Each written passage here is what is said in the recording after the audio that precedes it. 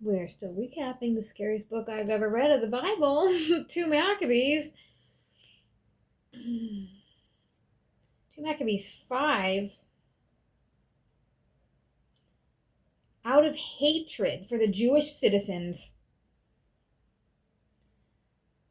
the king sent Apollonius, the commander of the Mysians, Mysians, at the head of the army of 22,000 with orders to kill all the grown men and sell the women and children into slavery. 2 Maccabees 4:6, high priest Onias III went to the king because he saw it was impossible for the state to continue quiet and for Simon to stop his foolish, treasonous behavior without royal intervention. Simon's faction was inciting violence. Onias sought to prevent further conflict. Simon was a Benjamite and a traitor to his country. Onias's goal was to protect the public and private, not merely act as an accuser. Apollonius, as governor of whole Syria and Phoenicia, was feeding Simon's malice, leading to murders, danger, and without intervention, the internal unrest continued, setting the stage for Jason to seize the high priesthood. 2 Maccabees 12 refers to the murderers of brethren. It refers to the citizens of Joppa who treacherously drowned 200 Jewish inhabitants, their countrymen, their brethren, in the sea after pretending to offer them a peaceful passage. I wonder if that's the fucking Titanic. In response to this cruelty, Judas Maccabeus and his men attacked the city, burning the harbor and punishing the murderers. The details of the event, the cruelty. The Joppites invited local Jews and their family on board boats as a trap, resulting in the drowning of 200 people. Judas burnt the haven by night. He set the boats on fire. After the action at Joppa, Judas also prepared to attack the inhabitants of Jamnia, who had similar plans to trap. 2 Maccabees 8, 28 through 30, after defeating the forces of Nicanor, Timothy, and Bacchides, who was the governor, I think, Judas Maccabeus and his soldiers divided the spoils of war, making the elderly, widows, and orphans, and those who had been tortured, equal with themselves, who were the fighting men.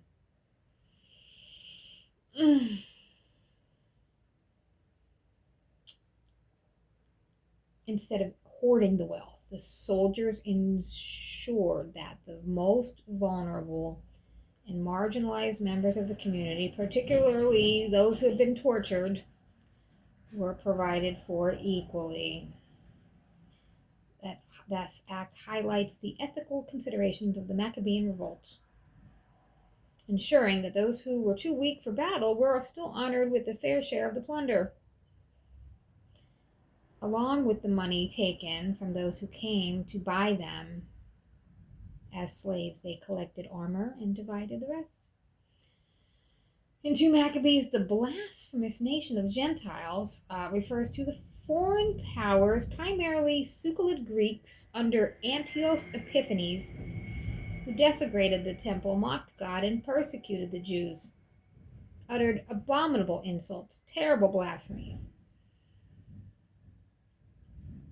2 Maccabees 10, after cleansing the temple, Judas and his followers prayed never to be delivered to such blasphemous, barbarous nations again. The siege of Gazara was 2 Maccabees 10. Those inside the fortress of Gazara blasphemed and were later burned alive. Nicanor's arrogance talks about 2 Maccabees 15. Nicanor was a commander, boasted against the holy place, leading Judas to have his head and hand cut off. Judas prayed that the people would not be forced again into subjection to these blasphemous nations. 2 Maccabees 13. In 2 Maccabees 6, 1 through 2, we talk about Antiochus Epiphanes. He sends a Gerotian, or rather an Athenian official, often interpreted as Vulgate as senior Depolitan senator.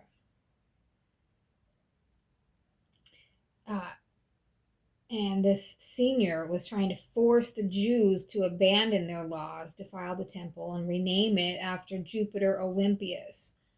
This marks the intensification and persecution under Antiochus IV Epiphanes designed to Hellenize the Jews. Organized hell.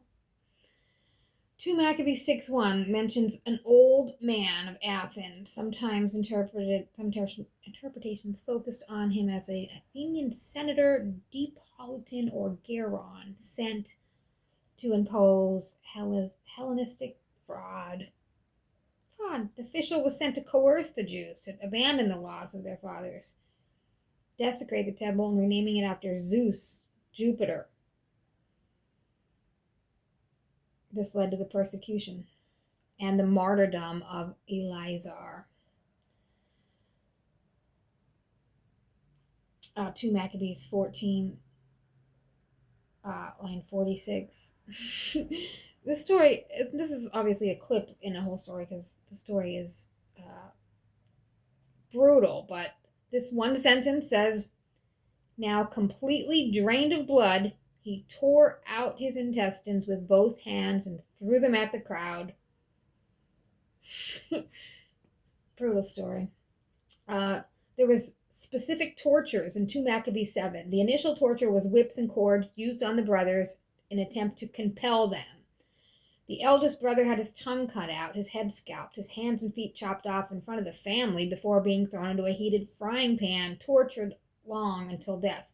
The second brother was scalped with his skin and hair removed, his extremities chopped off. The third brother promptly put out his tongue, stretched out his hands, and offering them up. The subsequent remaining brothers, were subjected to similar mutilations, having their skin pulled off, scalping, their limbs severed.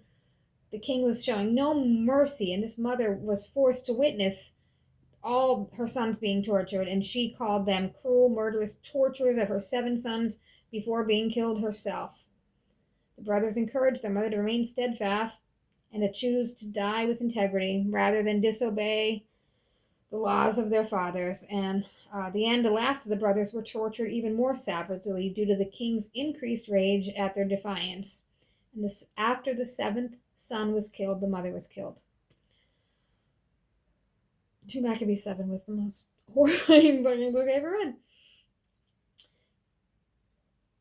2 Maccabees 4:14 talks about the discus, which represented the allure of the Hellenistic culture that tempted Jewish priests to abandon their duties. The priests neglected the temple. They participated in Greek athletic games, specifically discus, in a gymnasium in Jerusalem. This act symbolized a deeper unlawful assimilation and disrespect for Jewish tradition. Jason was the one who was corrupt and built this gymnasium. It says he was a high priest, promoted Greek fashions, built a gymnasium under the citadel to draw young men away from their studies. The priests lost interest, treating the sanctuary with contempt to participate in the games. They rushed to take part in the unlawful allowance, interpreted gym activities, unlawful food allowances. The discus represented the valuing Greek forms of prestige over ancestral traditions, godly law. It's a significant cause of the sore calamity of the nation.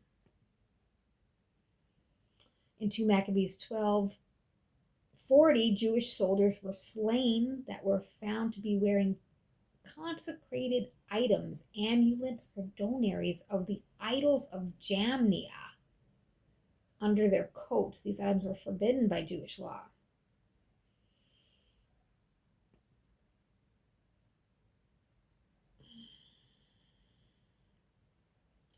In 2 Maccabees 12, Judas Maccabeus attacks the port city of Jamnia by night to punish the inhabitants for plotting to kill the Jews.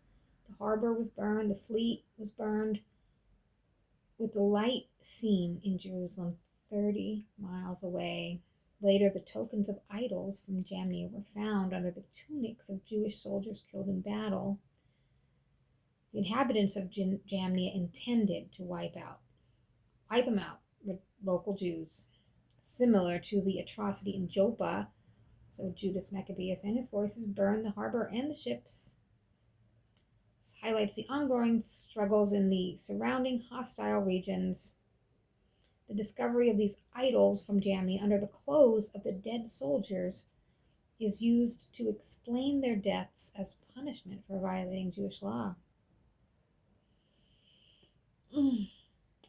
2 Maccabees 12, line 40 through 45, his troops discovered that these soldiers were wearing sacred tokens, small images, idols of Jamnia, underneath their clothes. It was pagan idolatry, sacred charms, sacred tokens, amulets, good luck charms in the shape of gods worshipped at the temple Jamnia. Now, Jewish law strictly forbidden any of all this.